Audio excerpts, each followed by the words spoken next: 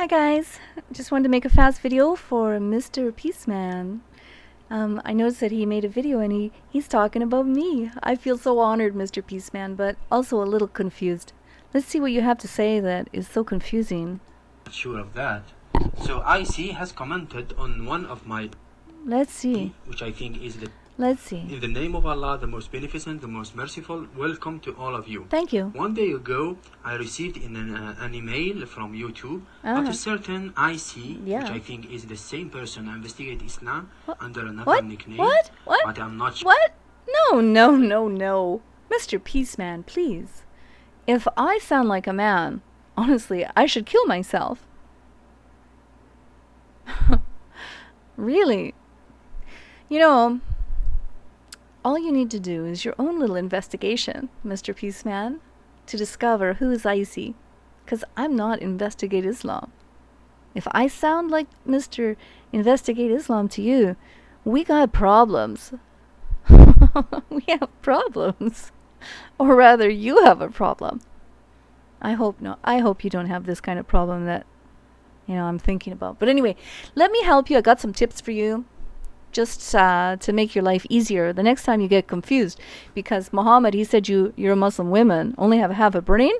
But women actually were detail people. And I want to give you some detail tips. Okay? Hold on. Okay, this is my detail tip for you, Mr. Peaceman. Do you see this site? This is my site. Icy channel. It's blue. Different colors of blue because I'm a girl. Girls like blue, We like blue. Now, let me show you something else. So, do you see this site now, sir? This site is Investigate Islam site. Do you see it? It's gray and black. Because he's a guy. Guys like dark colors. This is a tip for you. If you're looking for us again and you're confused how to find us, look for the light blue site. Or look for the gray site. Just a tip. Girl to girl.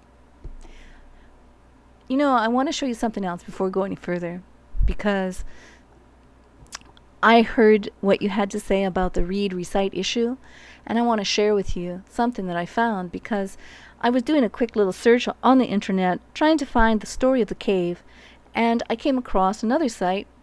It says I'm on way.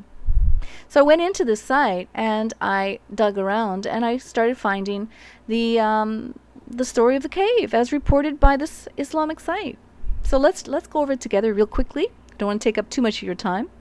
Here we have the story of the jinn Jibril, who appeared to Muhammad, right? And he said, read.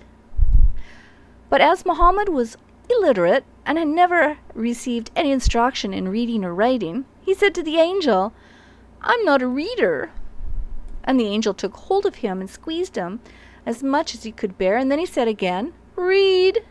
And the prophet said, I'm not a reader. And the angel again squeezed the prophet.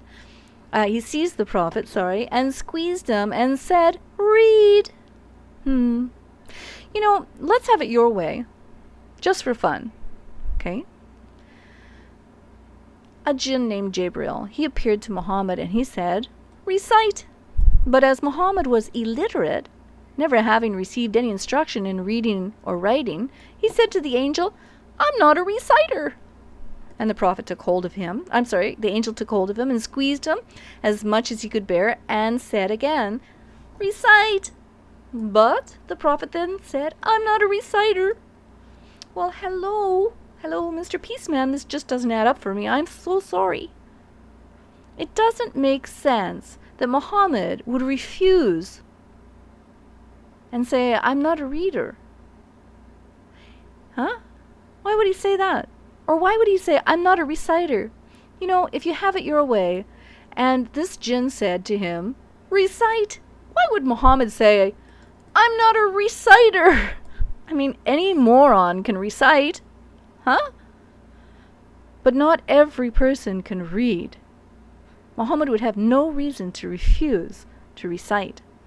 But he was simply being honest, and he said, I can't read. I'm not a reader. This jinn had to resort to violence, and he squeezed your messenger and hurt him, forcing him to read.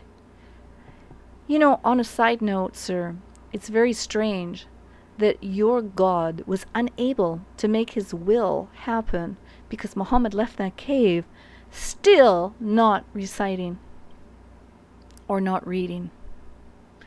If my Lord said to me to do something, you can bet your bottom that I'm going to be able to do it because God can make all things happen.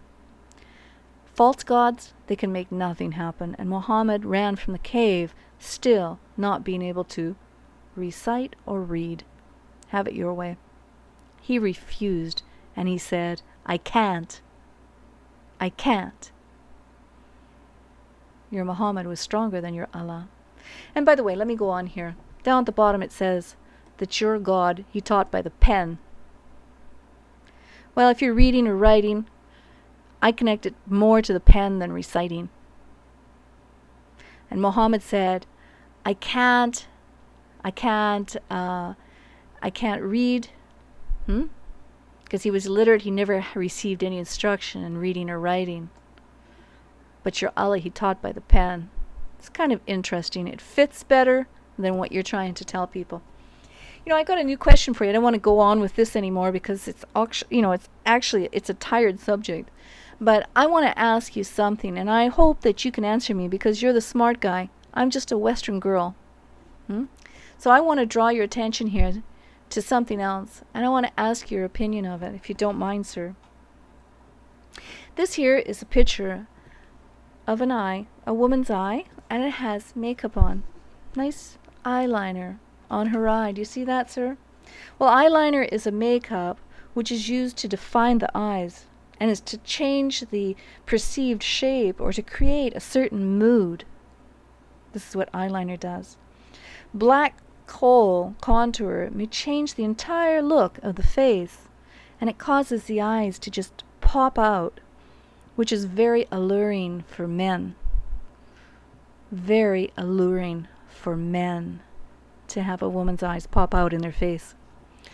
Muslim women, they wear the hijab and the niqab, and you know they're covered head to toe, but they wear a lot of black makeup because it's the only thing that they can show of themselves, and it causes their eyes to just pop out for the men, and it attracts the men to them. Now I want to know, sir, I want to know why Muhammad wore makeup. I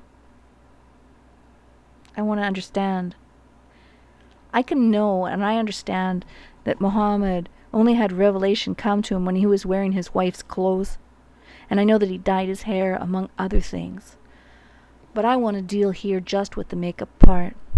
And you, sir, recognize this site as the official government website from Saudi Arabia, and I saw you use it yourself. So therefore you trust it. And I challenge you right now, sir. I challenge you, peace man, to read and explain this hadith. Because what I understand from this hadith is that Muhammad had a makeup case. He had a makeup box with kohl in it, and he applied it 3 times a day to his face. I want to know from you, what is a man doing wearing makeup to make his eyes pop out? And you know, there's something else. Here's a YouTube video I want to share with you, and I want to understand what's going on. This man here in this YouTube video, he's showing relics of Muhammad in Egypt. You can see the boxes in the background. He has different artifacts that belonged to your leader Muhammad, and this one that he's presenting itself is Muhammad's makeup applicator is in this box. The stick that Muhammad used to apply his black makeup to make his eyes pop out and become alluring. So you can watch that video later yourself. Okay? And I want to share more. I want to understand, honestly I do, what any man is doing wearing makeup. Do you wear makeup yourself, sir? Do you make your eyes pop out? And what's the purpose of that? You know, Muhammad didn't like women to change their eyebrows and pluck their eyebrows in fear of it being maybe too sexy. He had he had some very strange ideas But he didn't have a problem with himself wearing sexy eye makeup. Just to make his eyes pop out. Help me to understand why your prophet wore makeup and wore his wife's clothes, please.